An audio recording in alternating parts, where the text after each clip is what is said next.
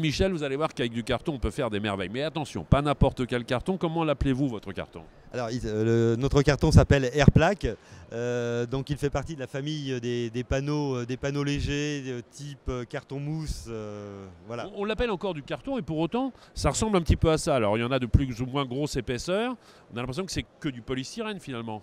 Oui, alors le polystyrène, effectivement, il peut se présenter nu, mais également habillé de différents états de surface, donc des papiers couchés de différents grammages, des autocollants, hein, des supports adhésifs, des supports de couleur également, comme des mousses de couleur aussi. Alors Voilà. sur ce salon Céprine, vous êtes un peu le régional de l'étape, vous êtes venu d'à côté, dans le Beaujolais, c'est ça? Exactement, on est à 40 km au nord de Lyon, là, entre Villefranche et Belleville, dans une commune du Beaujolais nommée Saint-Georges-de-Rénin.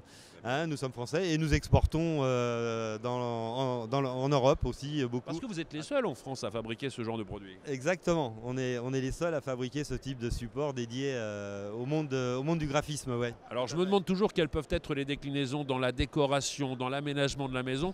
Il y a un bel exemple ici avec un panneau sur lequel on a dans un premier temps prédessiné plus ou moins des porte-manteaux et ensuite on a juste à les découper. Exactement, alors là la découpe elle est faite de manière, on se trouve sur un salon si vous voulez dédié donc à l'industrie graphique, donc c'est fait d'une manière industrielle avec des machines type flatbed, donc de découpe à découpe numérique, mais on peut très bien réaliser également à la main. L'avantage de ce support c'est qu'il est léger, rigide et il se découpe très très facilement avec un simple cutter.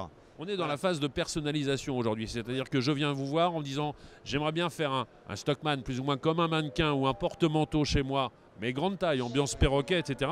Je peux tout à fait le faire avec votre produit. Absolument, absolument. Il m'est arrivé même chez moi pour calfeutrer par exemple un compteur électrique de faire un boîtier, de l'habiller de tissu, ni vu ni connu, et ça s'intégrait parfaitement dans le décor. Ouais. On pourrait faire des luminaires, on pourrait faire tout un tas de choses. Est-ce que ça vous donne envie aujourd'hui de développer dans votre activité d'autres métiers qui sont dédiés plus ou moins à la décoration, au design et faire en sorte que vous ayez une équipe qui puisse proposer carrément des objets demain dans le grand public? Alors oui, en tant que fabricant c'est un petit peu difficile, nous l'avons fait dans le passé dans le loisir créatif où on a inventé des idées si vous voulez, d'utilisation du produit, ce qui a fait que le produit a été bien propulsé et beaucoup plus connu, hein, puisque nous sommes dans des réseaux de distribution, de grande distribution tels Cultura, les Datbeast, Graphigro, Neuilly Dessin, etc. Donc voilà, effectivement, le produit s'est popularisé. De là en faire des produits finis, nous allons assister beaucoup nos distributeurs ou nos revendeurs en proposant des idées. Là, on est sur donc un nouveau site internet sur lequel on va produire des films, des vidéos qui donneront des idées encore plus larges d'utilisation. La toile d'araignée est en train de se créer petit à petit. Merci Michel. Merci à vous. Hein.